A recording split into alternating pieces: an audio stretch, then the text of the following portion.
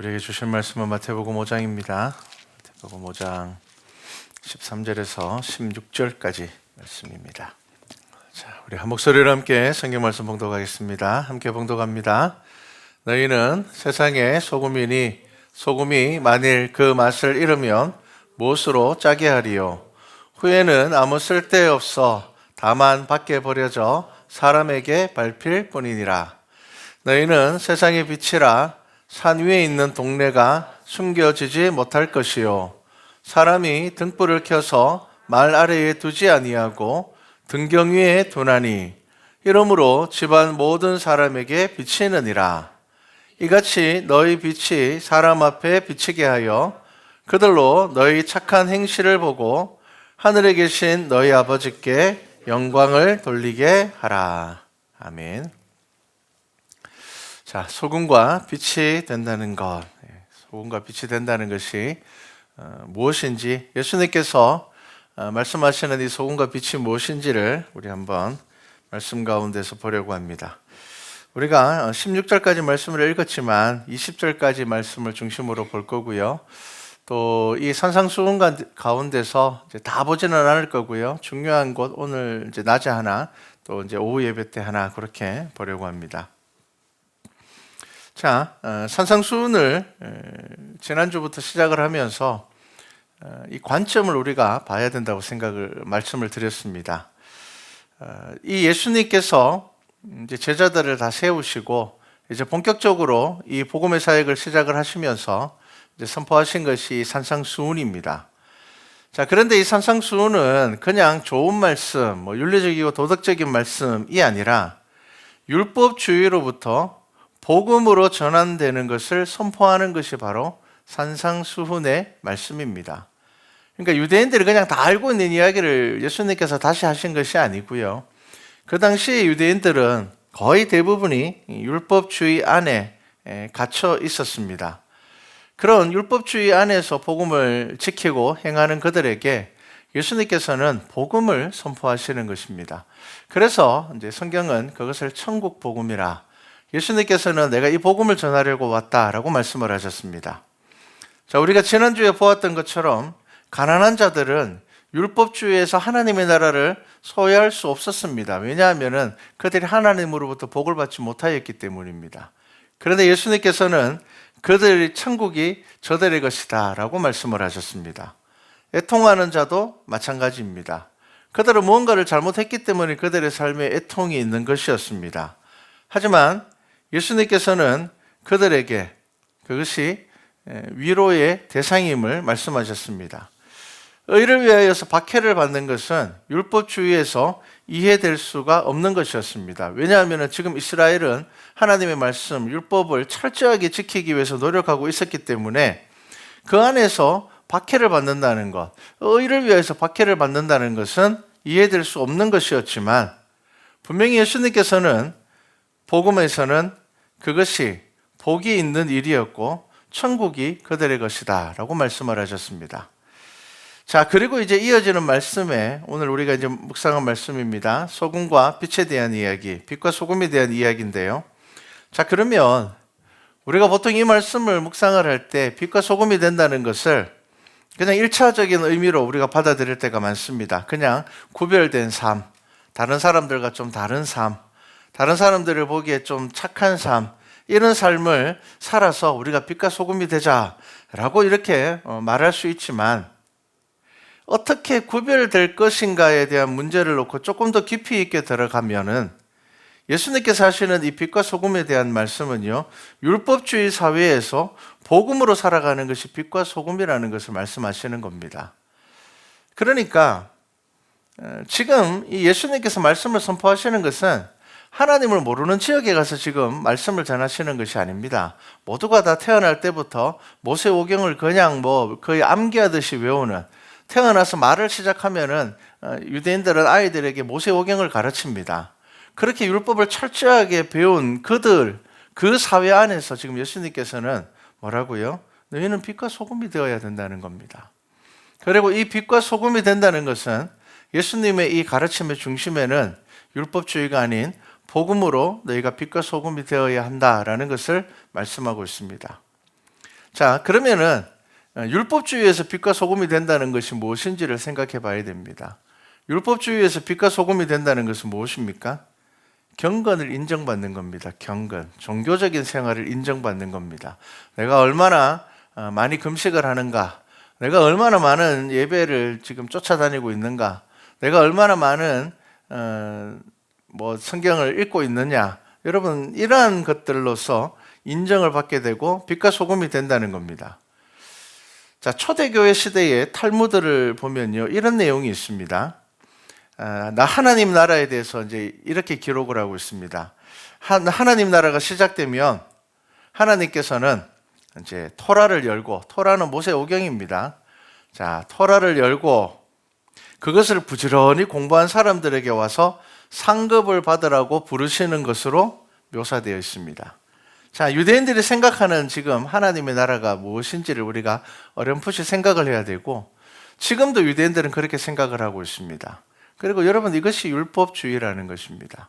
자, 그러니까 하나님 나라가 뭐라고요? 모세오경을 얼마나 열심히 알고 있느냐, 모세오경을 얼마나 철저히 지키고 있느냐. 그러니까 모세오경 안에는 레위기가 들어있잖아요. 그러니까 율법을 얼마나 철저하게 지키고 있느냐, 이것이 하나님의 나라에 들어가는 자격이 된다는 것입니다. 유대인들 모두가 그렇게 배웠고 그렇게 생각하고 있습니다. 자, 그렇기 때문에 바리새인들이 예수님께 나와서 항의하는 주된 내용이 무엇입니까? 경건입니다. 경건. 자, 우리가 성경 어디에도 예수님에 대해서 예수님 왜 당신들은 왜 선한 일을 하지 않습니까? 이런 걸로 예수님한테 시비 건 사람들이 없었습니다. 자, 바리새인들은 어떻게 이야기를 합니까? 왜 당신의 제자들은 금식하지 않습니까? 왜 당신의 제자들은 안식일을 제대로 지키지 않습니까?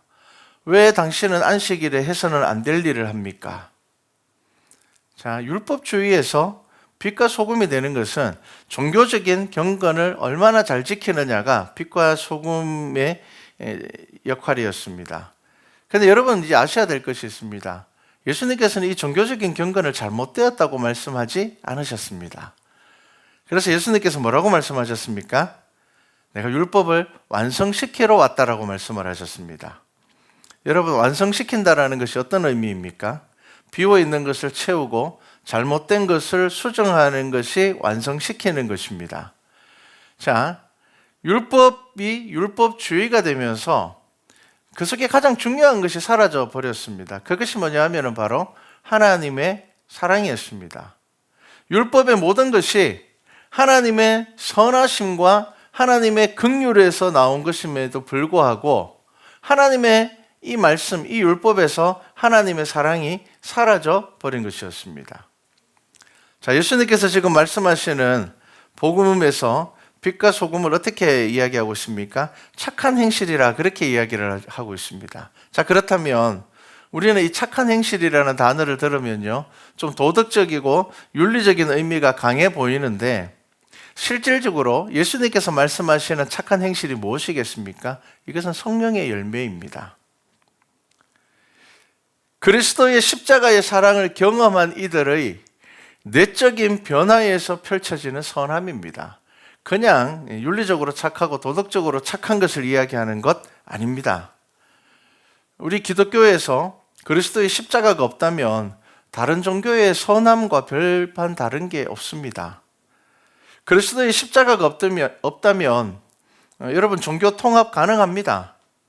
왜냐하면 윤리적이고 도덕적인 기준은 그 시대에서 합의를 볼 수 있기 때문입니다. 사람들이 착한 일이라고 이야기할 때 다 비슷한 것을 착한 일이라고 이야기를 합니다. 그렇죠? 그러니까 십자가가 없으면은 종교 통합 가능합니다. 그렇기 때문에 여러분, 기독교의 가장 중요한 것이 무엇이라고요? 바로 그리스도의 십자가입니다. 지금 우리가 사순절을 지나고 있죠? 그리스도의 십자가가 가장 중요합니다. 그래서 사순절의 의미가 특별한 것입니다. 자, 율법주의에서 복음주의로 우리의 삶이 전환되지 않으면, 바뀌지 않으면은 우리는 올바른 복음을 지키지 못하게 됩니다. 우리는 올바른 복음으로 살아가지 못하게 됩니다. 더 심각한 것은 율법주의를 복음이라고 착각하면서 살아가게 됩니다. 그리고 우리 안에 그런 모습들은 정말 많습니다. 특히나 구약의 말씀을 묵상할 때 복음주의적인 기준을 가지고 있지 않으면요, 우리 안에 자연스럽게 율법주의가 들어오게 되고요, 다른 사람을 정죄하거나 자기 스스로를 정죄하게 될 때도 많습니다. 비난하게 될 때가 많습니다. 우리가 성경을 바라볼 때 구약을 구약의 관점으로만 바라보고 신약을 신약의 관점으로만 바라보게 되면 문제가 됩니다. 자연스럽게 율법주의에 빠지게 되어 있습니다. 그래서 성경을 어떻게 바라봐야 됩니까? 예수 그리스도의 완성된 복음으로 신구약을 바라볼 수 있어야 됩니다. 예수님 시대의 사람들은 구약밖에 없었지만 저와 여러분에게는 이제 신구약이라는 완성된 성경이 우리에게 주어졌기 때문에 우리는 예수 그리스도의 복음을 통하여서 성경 전체를 바라볼 수 있어야 한다는 것입니다. 작년인가 어느 이단 고발 프로그램에서 한 이단이 나왔는데, 이 이단은요, 다른 거는 둘째치고 구약의 말씀을 적용하여서 자녀를 아주 엄하게 체벌을 하는 겁니다. 몸에서 피가 날 때까지 아이들을 때려요. 그러면서 구약에서 잠언서의 말씀을 가지고 그것을 자기들이 성경 말씀대로 하고 있다라고 이야기를 합니다. 여러분, 그게 이단입니다. 성경은 분명히 부모가 자녀에 대하여서 훈육을 하고 양육을 하는 것에 대해서 말씀하고 있지만 분명히 그 속에는 무엇이 있어야 되는가 하면요, 그 속에는 사랑이 있어야 됩니다. 그 속에는 하나님의 사랑이 있어야 됩니다. 그 속에는 하나님으로부터 받은 사랑이 있어야 한다는 것입니다. 그렇기 때문에 그리스도 예수의 십자가가 없이 성경을 보게 되면요, 자기도 모르게 이단에 빠지거나 율법주의에 빠지게 되는 것입니다. 여러분, 예수님께서 말씀하시는 빛과 소금이 무엇입니까? 하나님의 사랑으로 채워진 종교적인 삶입니다. 여러분, 이게 참 중요합니다. 그냥 도덕적으로 윤리적으로 착한 일하고, 여러분 그럴 것 같으면은 교회 안 다녀도 착한 사람들 정말 많습니다. 교회 안 다니시는 분들 중에도 선한 일 하시는 분들 정말 많습니다. 근데 여러분, 우리가 성경에서 말씀하고 있는, 예수님께서 말씀하고 있는 이 빛과 소금이라는 것은 그리스도의 십자가의 사랑으로 채워진 종교적인 삶입니다. 자, 그래서 내가 지금 신앙생활하고 있는 나의 신앙이 정말 이것이 율법주의가 아니고 복음인지 그것을 알 수 있는 방법이 무엇입니까? 오늘 성경 말씀에 나와 있습니다. 너희 착한 행실을 보고 하늘에 계신 너희 아버지께 영광을 돌리게 하라. 이 말씀이 참 중요합니다. 여러분, 누군가가 착한 일을 한다고 사람들이 다 하나님께 영광을 돌리지 않습니다. 누군가가 윤리적으로 도덕적으로 선한 일을 한다고 해서 사람들이 하나님께 영광을 돌리지 않습니다. 야, 너 참 착하네, 이렇게 되는 거죠. 그런데 그리스도의 십자가의 사랑이 있는 도덕적인 윤리적인 삶은 사람들이 하나님께 영광을 돌리게 된다는 것입니다. 철저하게 종교적인 삶을 살았던 이 바리새인들이 예수님의 경고의 대상이 된 이유가 무엇입니까? 그들의 삶이 하나님께 영광을 돌리는 삶이 아니었기 때문입니다. 그들의 삶은 자기가 높아지는 것이었고, 자기가 구별되는 것이었고, 자기가 드러나는 것이었습니다. 그런데 여전히 우리의 삶 안에는 이런 믿음이 많습니다. 내가 뭔가 특별한 일을 함으로 인하여서 내가 인정받기를 원하고 내 존재가 드러나기를 원하고, 또 그러한 종교적인 삶들을 통하여서 내가 만족할 때가 많습니다. 스스로 만족하는 겁니다. 나의 감정이나 상황이나 분위기에 의해서 내 스스로 만족하고 이것을 내가 신앙이라고 생각하고 이것을 올바른 믿음 생활이라고 생각할 때가 많습니다. 근데 여러분 아셔야 됩니다. 예수님께서는 그것을 율법주의라고 말씀하셨습니다. 그것을 회칠한 무덤이라 그렇게 말씀하셨습니다.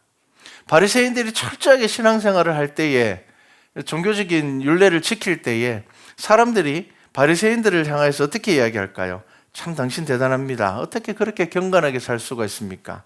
어떻게 일주일에 이틀 이상이나 금식할 수 있습니까? 그들의 종교적인 행위를 보고 그들은 당연히 대단하다고 이야기를 할 겁니다. 그런데 그것을 통하여서 하나님께 영광을 돌리는 것은 아닙니다. 그런데 율법주의 안에서는 그것이 인정받았다는 겁니다. 인정받았습니다.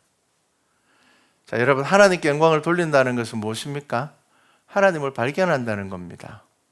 그러니까 저와 여러분의 삶을 통하여서 누군가가 하나님을 만나고 발견할 수 있어야지, 여러분, 이것이 복음의 삶입니다.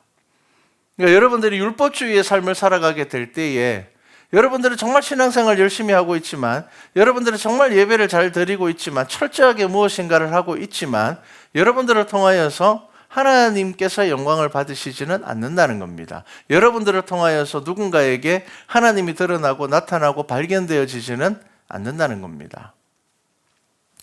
자, 예수님의 가르침이 새로운 권세였습니다. 새로운 말씀이었습니다.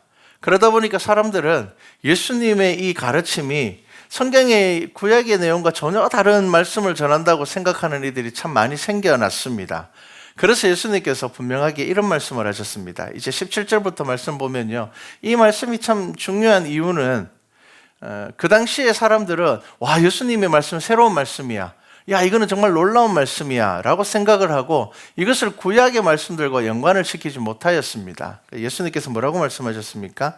내가 율법에는 선지자를 폐하러 온 것이 아니라, 온 줄로 생각하지 말라, 폐하러 온 것이 아니요 완전하게 하려 함이라, 이렇게 말씀하셨습니다. 예수님은 이후에 수많은 이단들이 나타나서 예수님의 말씀을 근거로 율법을 폐하려는 시도를 할 것을 알고 계셨습니다. 그렇기 때문에 또 뭐라고 말씀하셨습니까? 진실로 너희에게 이르노니 천지가 없어지기 전에는 율법의 1.1획도 결코 없어지지 아니하고 다 이루리라, 이렇게 말씀하셨습니다. 자, 예수님께서 새로운 권세의 말씀, 새로운 능력의 말씀을 전한다고 해서 구약의 말씀, 구약의 율법들이 다 사라지거리가 폐기 처분되는 것이 아니라는 겁니다. 다 이루어질 것이라고 말씀하셨습니다. 그리고 이어서 또 이야기하십니다. 누구든지 이 계명 중에 지극히 작은 것 하나라도 버리고 또 그같이 사람을 가르치는 자는 천국에서 지극히 작다 일컬음을 받을 것이요, 누구든지 이를 행하며 가르치는 자는 천국에서 크다 일컬음을 받으리라. 자, 뭐라고 말씀하십니까? 율법을 버리는 것이 아니라 어떻게 해요? 행하면서 가르쳐야 된다는 겁니다. 지켜 행하며 가르쳐야 된다는 겁니다. 계명을 버려서는 안 된다고 말씀하셨습니다. 즉, 예수님께서 오셔서 가르치시는 이 말씀은 복음의 원래의 본질을 회복하는 것이지, 구약의 모든 말씀들, 율법들을 폐하여 버리고 새로운 말씀을 전하는 것이 안 된다는 겁니다. 자, 지금도 구약의 말씀을 버려야 된다고 이야기하는 사람들이 있습니다. 구약은 하나님과 이스라엘 민족과의 언약이기 때문에 필요 없다고 말하는 사람들이 있습니다. 그들에게 예수님께서는 분명히 말씀하시는 겁니다. 예수님께서는 율법을 폐하지 않으셨습니다. 완성시키셨습니다. 예수님께서는 율법의 1.1획도 없어지지 않고 다 이루어질 것이라고 분명하게 말씀하셨습니다. 그리고 이 율법의 이 계명은 지켜서 행하는 자가 크다 일컬음을 받을 것이라 분명하게 말씀하셨습니다. 자, 이단에 빠지는 사람들, 잘못된 성경의 사상에 빠지는 사람들은요, 직접 하나님의 말씀을 읽고 묵상하고 고민하는 것이 아니라 잘못된 누군가 신학자들을 통하여서, 잘못된 누군가를 통하여서 이 복음을 받아들이기, 이 성경을 받아들이기 때문입니다. 자, 그리고는 예수님께서는 아주 의외의 말씀도 하셨습니다. 자, 20절 말씀을 보면요, 내가 너희에게 이르노니 너희의 의가 서기관과 바리새인보다 더 낫지 못하면 결코 천국에 들어가지 못하리라. 자, 서기관과 바리새인은 늘 예수님의 경고의 대상이었습니다. 하지만 예수님께서 지금 이 말씀을 하신 겁니다. 예수님은 그들이 율법주의에 빠져서 복음으로 나오지 못하는 것을 경고하신 것이지, 그들의 모든 것이 다 잘못되었다고 말씀하신 것이 아니었습니다. 철저한 예배에 대한 사모함과 경건의 삶들, 하루 종일 하나님의 말씀을 사모하는 그들의 문제점은 그들이 예배를 사모하고 말씀을 사모하는 것에 문제가 있는 것이 아니라, 그 하나님의 말씀을 통하여서 이제 하나님을 만나야 되고 보아야 되는데 율법을 지키는 것에서 멈춰버린 것입니다. 여러분, 이것이 율법주의입니다. 예를 든다면 오늘 여러분 예배 드리러 이 자리에 나왔습니다. 여러분, 예배가 무엇입니까? 10분 전부터 기도로 준비하며 하나님께서 이 예배 가운데 나에게 무엇을 말씀하실 것인지를 기대하고, 오늘 드려질 예배를 위해, 주실 말씀을 위해, 그리고 또 오늘 예배를 시작하면서 드려지는 이 찬양의 가사 하나하나에 하나님, 제가 그 찬양을 제가 믿음으로 고백할 수 있게 해주십시오. 그렇게 마음으로 예배를 준비하며, 그리고 또한 하나님께서 주시는 말씀을 제가 듣기를 원합니다. 여러분, 이거 마음으로 준비하셔야 됩니다. 기도로 준비하셔야 됩니다. 동일하게 이 자리에 앉아서 예배를 드리지만 여러분, 정말 하나님께서 받으시는 예배, 복음의 예배를 드리는 사람들이 있는가 하면 율법주의적인 예배를 드리는 사람들이 있습니다. 그냥 예배 드리고 나면 어떻습니까? 나 그냥 오늘 예배 드렸어. 이번 주 교회에 갔어. 여러분, 여기서 우리가 멈춰버린다면 이것은 율법주의입니다. 그냥 예배에 참여하는 것에 의미를 둔다면 여러분, 이 예배가 어떻게 우리의 삶을 변화시키겠습니까? 이 예배가 어떻게 우리의 교회를 변화시킬 수가 있겠습니까? 그냥 예배 드리고 집에 도착하니까 내가 오늘 어떤 찬양을 했는지도 잘 모르겠고, 설교 중에 내가 어떤 말씀을 들었는지도 잘 모르겠고, 혹은 오늘 들은 설교 말씀 중에 잘 모르는 것이 있어서 이 부분은 목사님에게 좀 물어봐야 되겠다.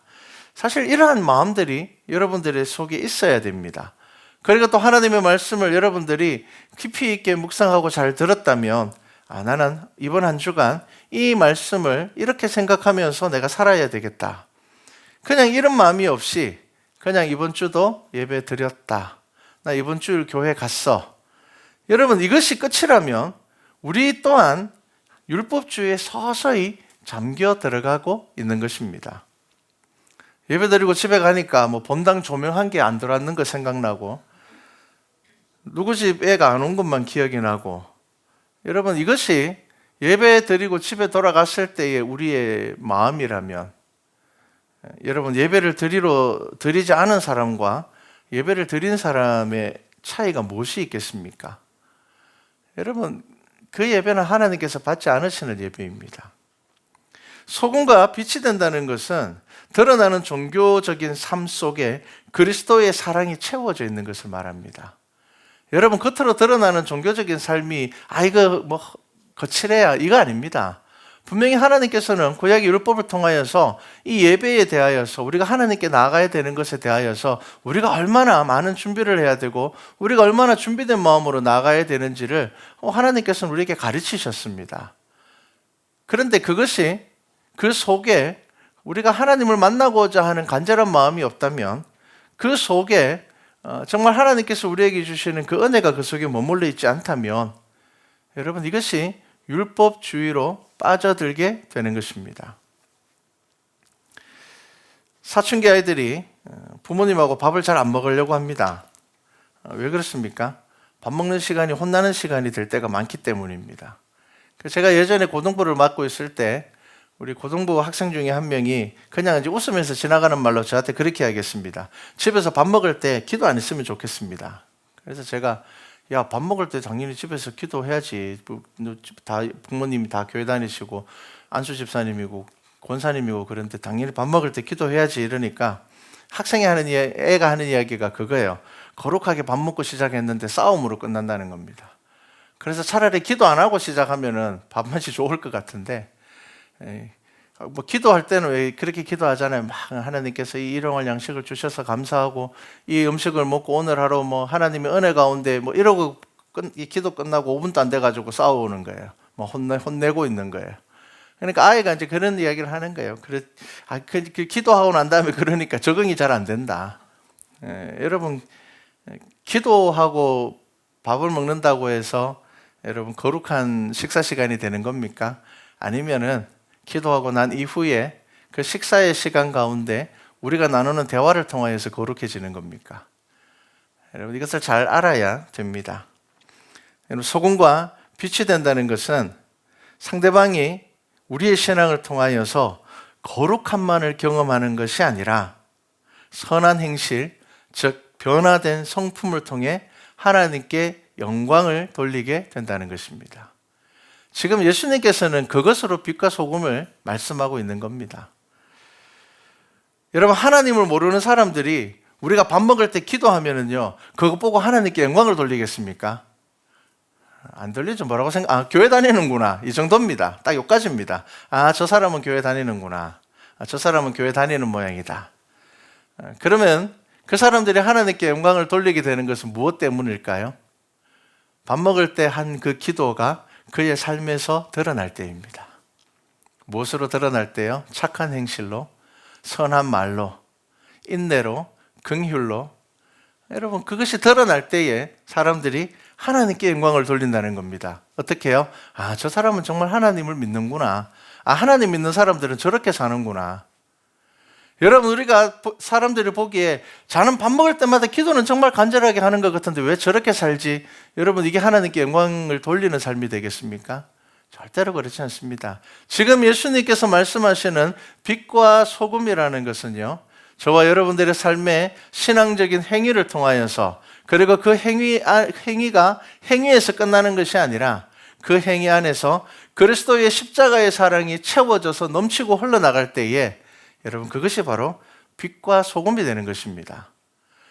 아무런 종교적인 행위도 없이 내가 예수님을 말하지도 않고 증거하지도 않으면서 그냥 착한 일 하면서 살아가는 것, 그것을 빛과 소금이라고 성경은 말씀하고 있지 않습니다.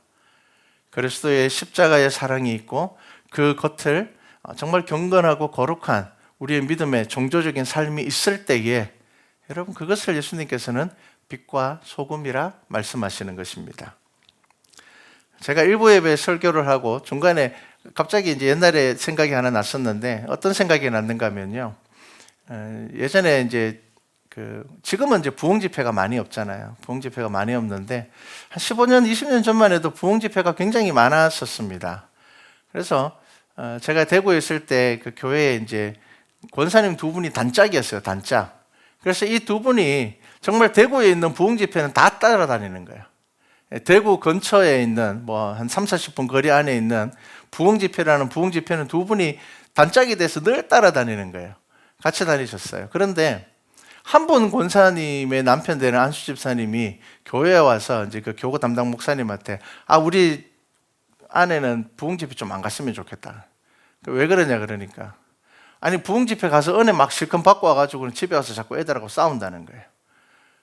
와가지고는 그런 이야기들을 하죠. 야, 오늘 부흥 집회 가니까 막 거기는 고등학생들도 와서 막 부흥 집회 같이 오던데 집에 와가 우리 집 애 막 널브러져 있는 거 보면 화가 막 나는 거예요. 그러니까 막 애를 혼내는 거예요. 그리고 남편한테도 막 그거 가면은 직장 생활 아무리 힘들어도 남편이 그 와서 막 기도하고 있는데 당신은 왜 집에 있냐고 막 이러는 거예요. 그래서 그 안수 집사님이 부흥 집회 좀 안 갔으면 좋겠다. 은혜를 받는 것 같은데 이게 은혜를 받는 건지 정확하게 잘 모르겠다는 겁니다. 그런데 단짝으로 붙어 다니는 한 분 권사님의 남편도 안수 집사님인데 그분은 아무런 말이 없어요. 그러니까 그분은 어떻게 이야기하는가 하면 우리 아내는 좀 더 갔으면 좋겠다. 사람이 집에 오면은 말이 달라지고 자기가 행동이 달라진다는 겁니다. 여러분, 빛과 소금이 된다는 게 뭘까요? 열심히 뭔가를 하고 막 부흥 집회 쫓아다니고 그저 막 밤새워서 기도하고 거기서 막 방언하고 기도와서 집에 와서 자녀한테 방언으로 막 혼내고 막 이러잖아요. 이러면 안 되는 거죠. 그러니까 빛과 소금이라는 것은요, 겉으로 드러나는 종교적인 삶 안에 무엇이 채워져야 된다고요? 그리스도의 사랑이 채워져야 되는 겁니다. 여러분, 이것이 믿음입니다. 이것이 예수님께서 지금 말씀하시고자 하는 빛과 소금입니다. 그렇게 살아야지 사람들이 하나님께 영광을 돌리게 된다는 것입니다. 하나님을 모르는 사람들이 교회를 비난하는 이유가 뭘까요? 예배 제대로 안 드려서 비난할까요? 아닙니다.